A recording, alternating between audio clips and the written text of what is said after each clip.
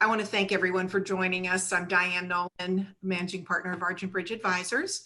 And for those of you who will listen to the replay, we know we have some interest there too. Thanks for your interest. You may all be wondering why a wealth advisor would be questioning a financial therapist. After all, we handle the money, right? So actually, today's discussion is going to go much deeper than just cash flow or investment management. As we shared in our invite, we hope to explore our beliefs and values that influence money behaviors. We're going to learn how to navigate money conflicts with loved ones like parents, children, spouses. Ultimately, I hope that Jeff helps to decrease financial anxiety for our clients and for those of you listening. So to that end, I'm thrilled to introduce Jeff Chanel. He's a principal behavioral advisor and financial therapist at Vicent Consulting Services.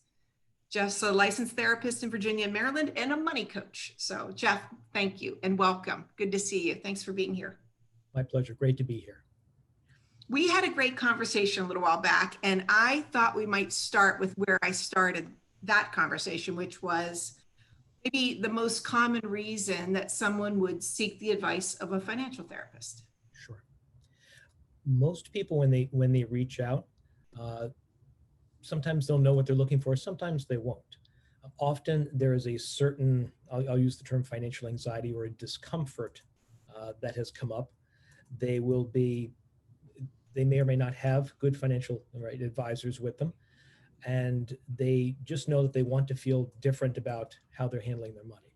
So that can be something around how they spend it. That could be wanting to stick to, set up and maybe stick to a budget or a spending plan, being able to save more, or maybe more comfortable with investing. So it's a lot around the emotions, and they want to be able to function with money with greater ease.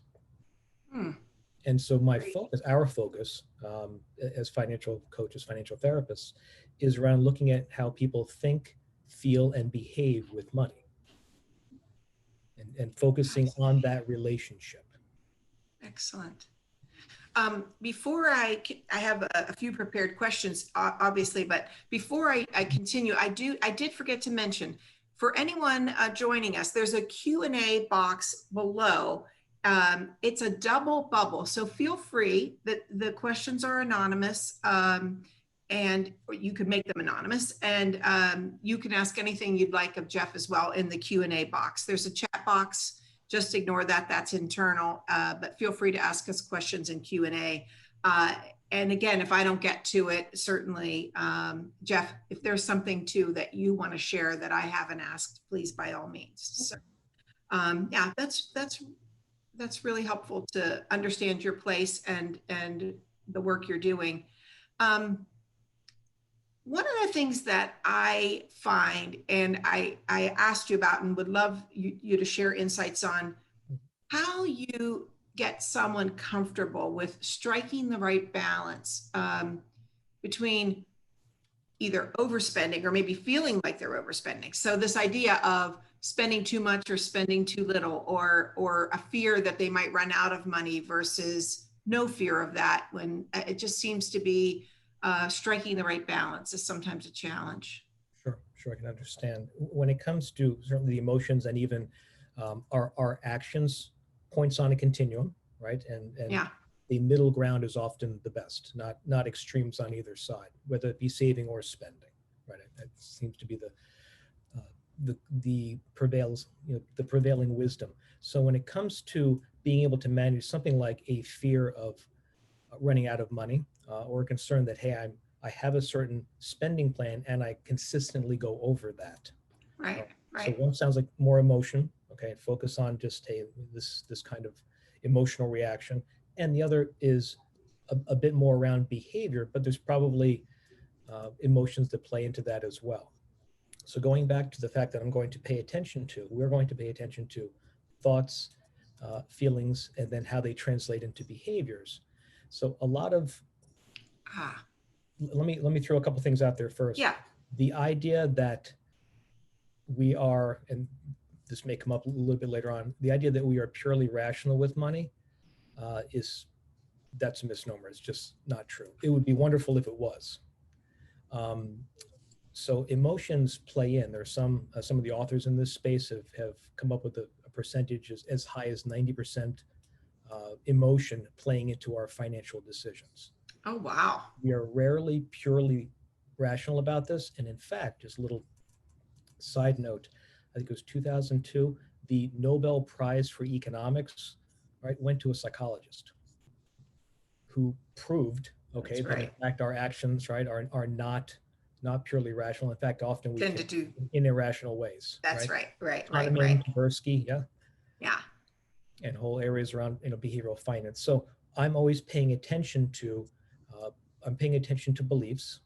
Okay, I'm paying attention to the emotions that may be coming up for individuals, and I'm going to be wanting to demystify that with people. So how do I do that? I tend to look at a person's history. Okay, that might be a lot of the family of origin programming, things we learn from mom and dad, because we all have certain programming we step into it with as far as money comes, and beliefs about money. Some might call it money scripts in the financial therapy, financial coaching literature, and also events. There's a term by Brad Klontz called a financial flashpoint, and the idea that there's a bit of a visceral response to an event in the past, perhaps related to money. All this and the overarching reality is that most of our conditioning around money and our beliefs are unconscious. So if we're looking at that, a lot of this is going to be just understanding a lot of why we do what we do, why we're feeling what we feel, and being able to pull some of that apart and demystify it so that it's less less confusing or less intimidating. That's so interesting. What I think you shared something. I know we're going to talk about. I love your term. Actually, I'll ask, and then I remember what you shared an interesting observation about the influence we have on people who are the influence we have, like on our children, and what we say versus and the impact that has. But before that, I wanted to, you shared that you work. I love this term, with parent-funded millennials. Yes. And so can you tell us more about that? And then that comment that I just made about the influence we have on the kids and what we say versus what we do, as an example. Sure. So with parent-funded millennials, the statistics, believe it or not, there's, I guess it was back in 2019, there was some measurements taken. About 7 in 10 millennials, 7 in 10 have some sort of parental support. So it's a very common thing. Wow. It's a large percentage, not a big surprise. And about 3 in 5 of that group would not be able to maintain their quality of life, financial quality of life, without some sort of help. And yet all will agree that having financial autonomy, financial independence is one of those marks of adulthood, and something that everybody involved wants to be a part of. So with that, and I'm usually having a parent reach out to me, and they want their son or daughter to be more financially autonomous. I make sure, and usually this is the case, that the son or daughter also wants the same. Often it's not just to be able to make enough money to support themselves. It's also looking at their own standing in the family, and the idea that there's a certain rite of passage that comes from being able to be financially autonomous. If it was as simple as, hey, we need a new budget or new spending plan, or maybe a better version of Mint, that'd be easy. Often there's things that are behavioral.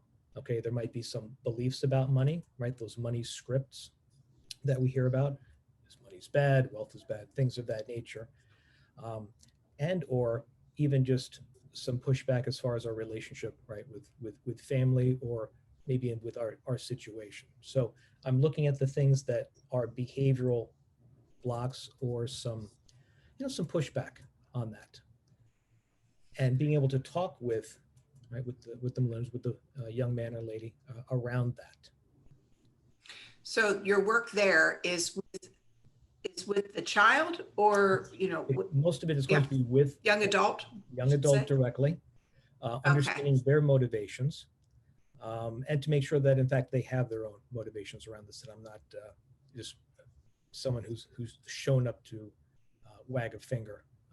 Most of the time they've already experienced a lot of that. Yeah, right. So I'm always looking at their thoughts, their beliefs about money, Yeah. the emotions that might be coming into play. Right? Is there certain things that are really aversive, maybe some visceral responses, and what's family history? What do we learn from mom and dad? And I use some instruments, if it helps to know, that help to tease some of that out. But what there was like, I thought it was, you might have shared that it was a question like, what are the 3 things you learned from mom? Yes. Or, So I love that question. What, correct. will you share it? Yes, it's called a conflicting money script. All right, and includes 3 things I learned about money from mom, 3 things I learned about money from dad, most painful money memory, okay, most joyful money memory, greatest financial fear, most important financial goal, and if it's a couple, okay, this because I use this across groups. So you're saying everyone would maybe give thought to those same questions, not just the millennials. You're asking those questions. Correct. Okay, great. Good. I didn't realize that. Yes, and I use this often because it starts to then have we start to decipher some of that programming, some of the beliefs, okay, that we inherit, because we all inherit them. And since, according to the research, this is below our radar, right? A lot of this is unconscious. This starts to come out. And even answers like, well, I didn't learn anything from mom or dad. Okay, chances are there's probably some nonverbal messages that came out from way back, right? Money is something we don't talk about. We can't handle this, etc. And so being able to have this become part of that initial conversation is really helpful. So it was lessons from mom, lessons from dad. What were some of the others? Most painful money memory. Oh, painful. Okay. Joyful money memory. Greatest financial fear. And most important financial goals. And the earlier in life that the information can come from, the better. We have a question. We have several. Let me. Somebody says, remembering this saying on a t-shirt I saw, teenagers, get up, move out, make it on your own while you still know everything. That's great. That's really cute. I like that. That's really appropriate. These are the questions you're asking that when you share that, when you go through this work, what do you find is one of the biggest money misconceptions about our relationship with money? What do you unearth in that? The biggest one is mentioned a little bit in the beginning, but can build on it too. The idea that we are rational about it, and that I already know all of the things that I need to know in terms of my relationship with money. Okay. The idea that I know what I learned from mom and dad, maybe not. But so much of this really is not on our radar until we start paying attention to some of the things that are most uncomfortable. And that's usually the emotions. For instance, those financial flashpoints that are in the literature by Brad Klontz, right? Those are events where there's a visceral response. It's not just, oh, I remember this.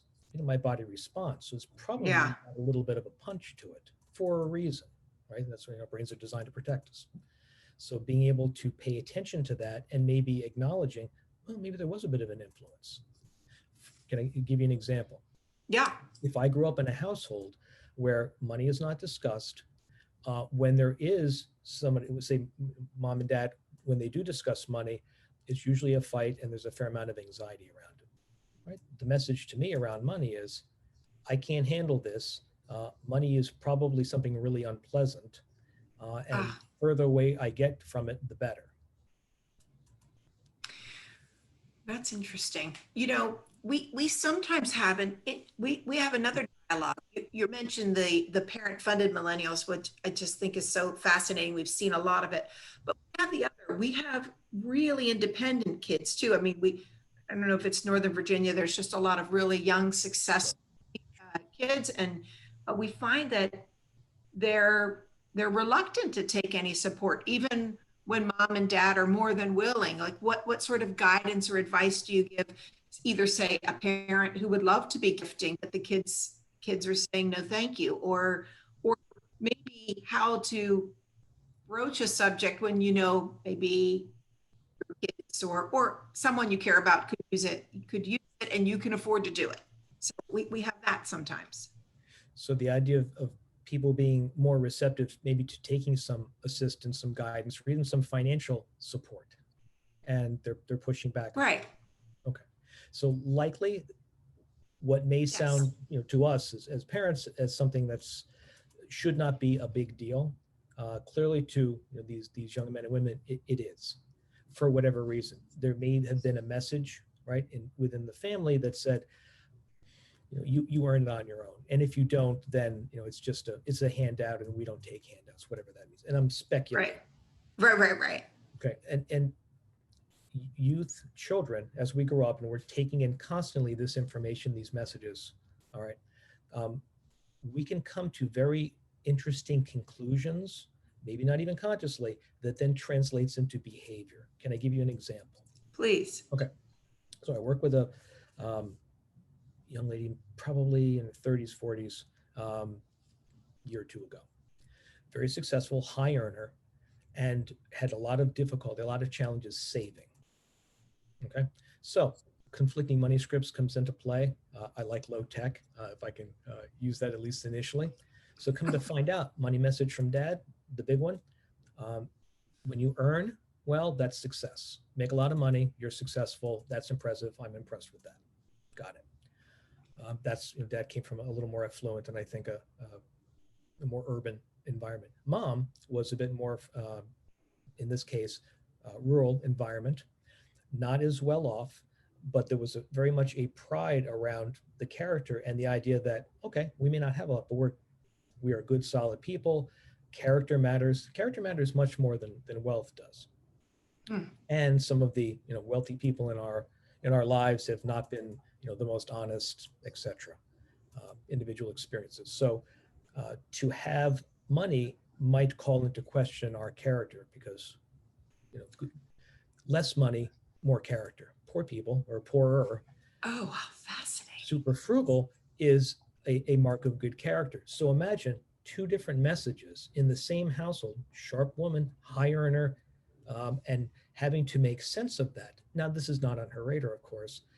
So she comes to the conclusion, I can earn a lot of money and I don't keep it. So I can really serve both, can't I? Look, I'm a high earner. Oh, look, I don't have a lot, good character. How interesting. And that's a potential solution. I mean, that she's okay with that. That information now demystifies, oh, well, that's why.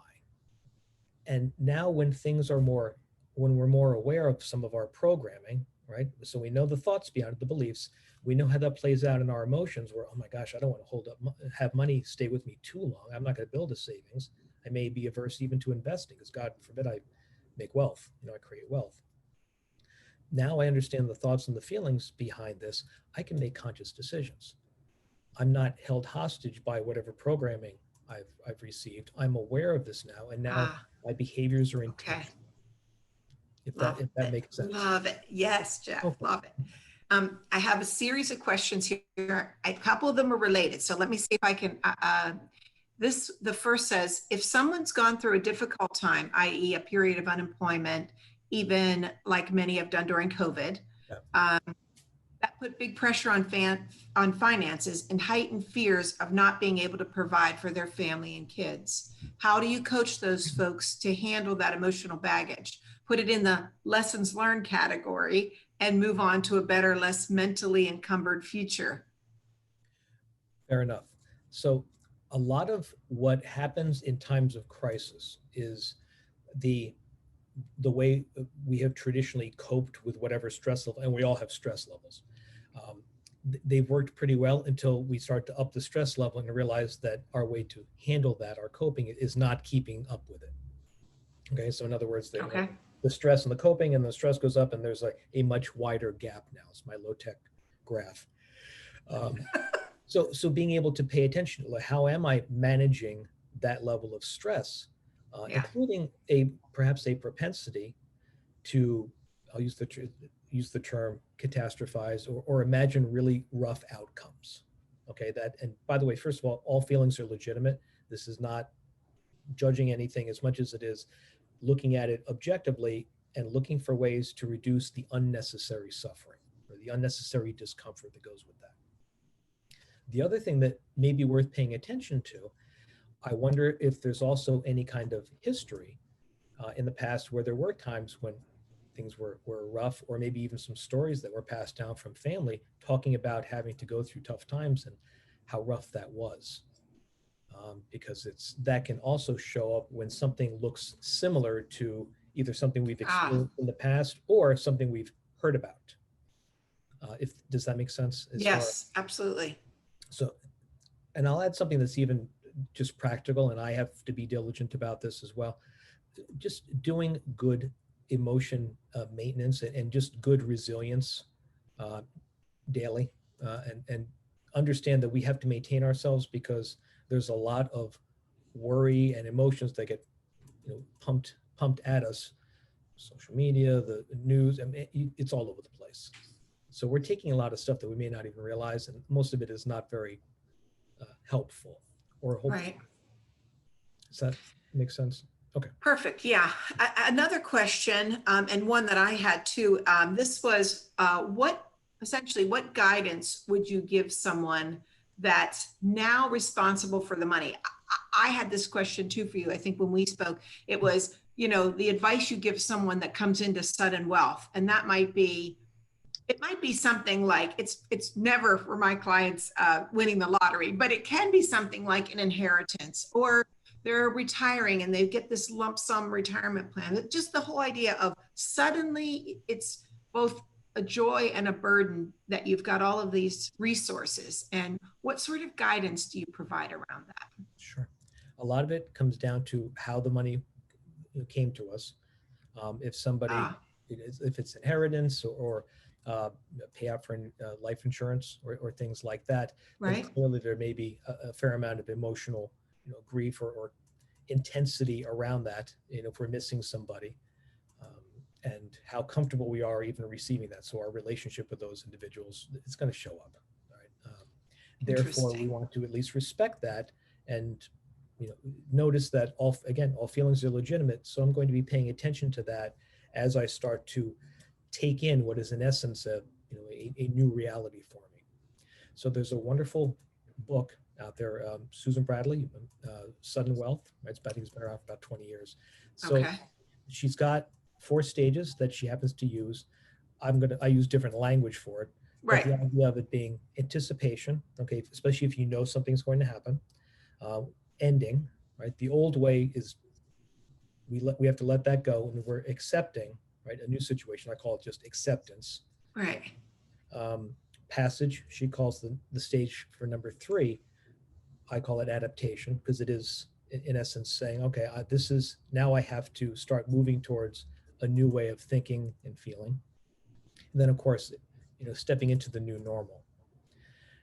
The acceptance piece and the adaptation piece is where most of the work is done, Hmm. meaning that I'm paying attention to, let's say, grief, letting go of the old way, even if it's something very positive. If there's emotions tied to a lot of that money, uh, that will make the process a little more intricate.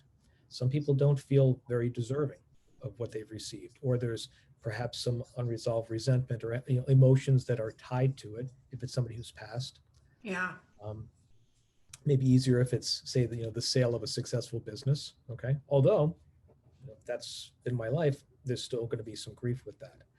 Then the part that takes the most time is the third stage, the adaptation. I'm now in a new reality. I have to perhaps think and act a little differently now that I have larger financial responsibilities and maybe even larger opportunities. And how do I manage even the emotions around that? So there's an old saying when it comes to just general biology: the more intense the change, the more intense the response. So when Hmm. change is gradual, we can adapt more easily. When Yeah. it's sudden, now, in essence, it shocks our psyche a little bit. So we can respect that and then move with it. That's where perhaps some guidance in those stages, the acceptance and adaptation piece, can be helpful, right? Great advisor, people who've walked this path already can provide the guidance Right. presence. Yeah, that's a really good point. We often say that early in both financial planning and with our clients who are handling a property settlement and a divorce. Like, it might be the first time you're having these discussions, but we've had them hundreds of times. Yeah, support is definitely a big one. You also mentioned about potentially a person who's receiving money who has not managed it before, or it might be a Yes. first time. Yeah. So we've heard the term financial well-being. Okay, if I may, there's a definition from the Financial Protection Bureau, right? The Consumer, a great group, a lot of great resources, and I would prefer to use their Webster definition, if I may. It's defined as a state of being wherein a person can fully meet current and ongoing financial obligations, right?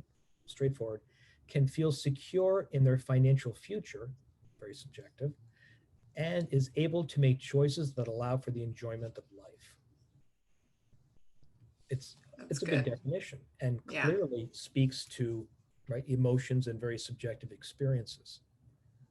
One of the biggest factors for that is financial efficacy. And I can talk more about that a little later, but the idea that I can affect my ability to take in the information and direct these monies. If I've not done that in the past, this might be new and I might be showing up with a lower efficacy and have to have that built, because we can build it. Absolutely. Completely agree with you there. Absolutely. And great literature. Sarah Acevedo is a professor out of University, Texas Tech, and it was written, that's one of her areas of expertise. And she speaks at the Financial Therapy Association meetings all the time. I was going to ask you about resources at the end too, things that you recommended. Sure. I have a question, and I think it's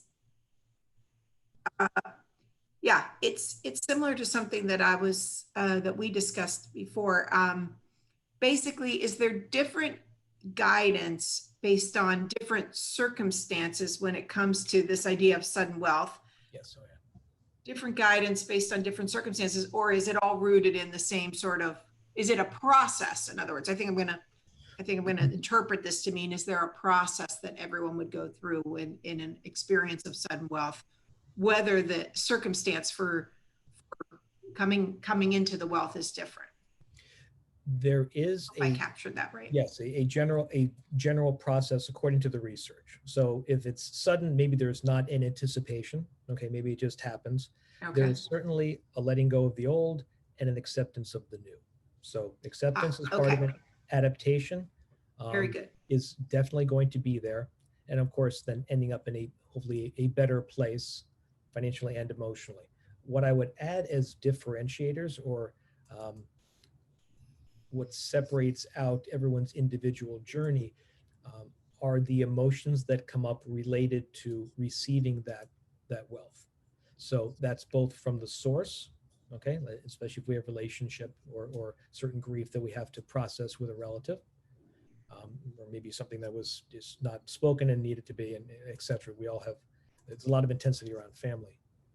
Also, remember we talked about our own money scripts, our beliefs, right? Our thoughts and feelings and behaviors, but especially our beliefs about money. This might be a very distressing event for a person who potentially sees wealth as a bad thing, as an example. That can be very distressing. So to answer that first question, yes, there's a general process for adaptation we do as human beings, and there's going to be specific things we want to pay attention to depending on where the money comes from and our own programming. Very, very interesting, Jeff. What you shared, that there's typically certain types of clients that you work with. You captured them in like 4 or 5 different groups, and maybe you could share that because that maybe doesn't apply to, some of those don't apply to our clients, but they might apply to somebody that somebody listening today knows or might find helpful to know that you work through issues around money for certain people. Understood. The one of the first groups is business owners, because I have a financial background and an accounting degree, along with the coaching training and the focus on behavior and the way people manage their emotions. Um, Business owners often want to be able to understand the relationship with money, and to be able to talk emotions and finances pretty interchangeably. So it's a very comfortable conversation. Um, so that's a big group. The second one is couples who have financial conflicts. May sound like a bit of a thin niche. However, Yeah. a lot of couples can talk about other things until it comes to money. Hmm. According to the research, it's easier to talk about intimacy these days than it is to talk about finances. Wow. Right, according to the research. So when a couple cannot have a productive conversation around money and it just escalates, then they're not going to get anything solved. So being able to manage that is one of the areas that I pay attention to. We mentioned the parent-funded millennials. Yeah. That's a bigger one. Interesting group, people with security clearances. Hmm. Either security clearance has Oh, in been, our area, right, Virginia and comes near up a lot. DC. Yeah. Security clearance is either denied or maybe is being pulled. The number one reason for security clearances being questioned, finances, especially debt. And debt is about spending less, right, and saving more. Right. And then the last group, of course, is more of the all-encompassing. I want to spend less, I want to save more, or in some cases, I want to be able to spend more and to do so without the emotional intensity that seems to be getting in my way. I've worked with some individuals who clearly have enough money. Often there's a spouse who's a really wonderful counterbalance to say, you have enough, we have enough. And yet the ability to spend that comfortably, even small amounts, reasonable, it's really uncomfortable, really uncomfortable. And often there's real reasons why in the past that it was that way. As we're older, we've perhaps more accomplished, more independent, different circumstances, we can have different experiences around that, make different choices because we're in a much better place. I know you're local, and that again, people will at least is going to share more information. But are there resources that we have some folks listening that are not in the area, and books, websites, any resources that you recommend that people at least consider, or that would give people some general understanding of whether it's they should be seeking out a financial therapist? Sure. The best one, believe it or not, we actually have an association. There is Financial Therapy Association.org. And we have a scholarly journal. The whole word association, by the way, I'm going to save this. There's one long. Yeah. .org. Okay. It's all together. Okay. And we've got financial professionals that are on there, the financial therapists, financial coaches. We've got a scholarly journal, lots of articles showing up in the news, and a lot of things articles that in publications we know about, Forbes and NerdWallet and USA Today, and even NPR has done interviews. So the word is getting out. But they talk about various subjects. They even do seminars that are open to non-members. Yeah. It's a great place to understand. That is the epicenter of financial therapy, financial coaching. It's right there. The other website that I use quite a bit is local government. It's Consumer Financial Protection Bureau. They talk a lot about not only the emotions with money, but just good practices, and they are taking in more of the idea that it's not just the numbers and the rational thinking, that the emotions come into play, and they're providing resources. And I know that they are connected with the FTA as well. So there's a lot of cross-pollination there. That's super helpful. In just the last few minutes that we have, Jeff, do you have thoughts, things that you'd want to share that people might find, interesting, helpful, useful? We'd love to pick your brain. one of the one of the aspects of my work that I really enjoy, okay, is the idea that a conversation, some of the insight that comes from doing financial therapy and financial coaching, we can change uh, the emotional intensity of something, right? Let's say the anxiety of something. We can bring down the anxiety of a situation Yeah, without having to immediately change the circumstance. That's that is powerful. really valuable, especially for plenty of people we know that have come to us at a point where they're in a real uh, stressful time and as it relates to money and not having, and it's rarely not having enough money. It's Yes. just the circumstances as you shared, as we discussed.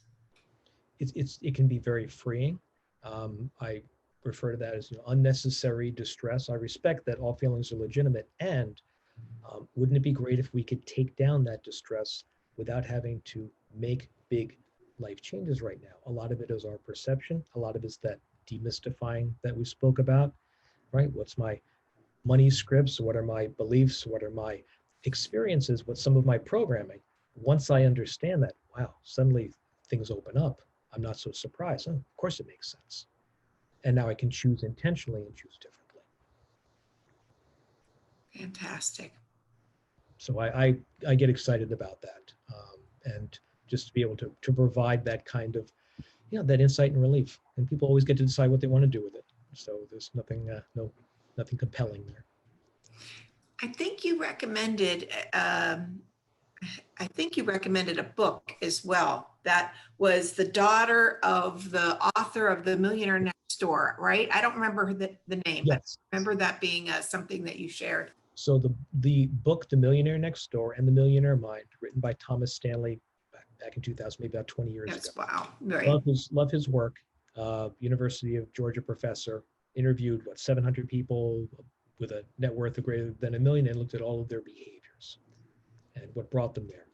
So he has a daughter, Sarah. Sarah is an industrial organizational psychologist. She co-authored um, a revised version of that book in 2016 called The Next Millionaire Next Door. She also has a company called Data Points. So what Data Points does is it offers, in essence, behavioral assessments based on that research, okay, in terms of the kinds of behaviors that either help or interfere with one's wealth building. And it's not even just wealth building, Ah, financial well-being. Things like frugality, okay? Things like social indifference. Do I have to keep up with the Joneses, or can I step back from that and not really be compelled with my spending? Things of that nature. So it's looking at yeah. those kinds of traits. It measures them on a scale from 0 to 100. There's several different instruments that are out there, including ones that will measure investor temperament. How predictably, how will I respond when the market perhaps takes a dip? Interesting. These are not assessments in the sense that it labels us or comes up with some sort of diagnosis. It doesn't. These are simply informative. It's a snapshot, it's a point in time where then I can look at the situation and say, all right, what do I want to adjust to increase the likelihood that I'm going to get where I want to go financially? Because I'm much more aware of my behaviors and my thinking. So, So and interesting. I use those, and I use as many instruments as I can, depending on what people want, to provide some good information and points of conversation. Well, this has been extremely insightful. Jeff, thank you. You're very generous with your thoughts, with the information and how you guide people. It's we were inspired and why we wanted to do this webinar today was so that more people could learn from the approach that you're taking and the whole idea of a money coach. So I appreciate that, and we intend to share Jeff's information and some things that Jeff recommends. Elise will be sharing that on Monday when she's back in town. And in the meantime, Jeff, I appreciate your time and hope everyone enjoyed it as much as I did. It's been my pleasure, and thank you so much. Thanks again.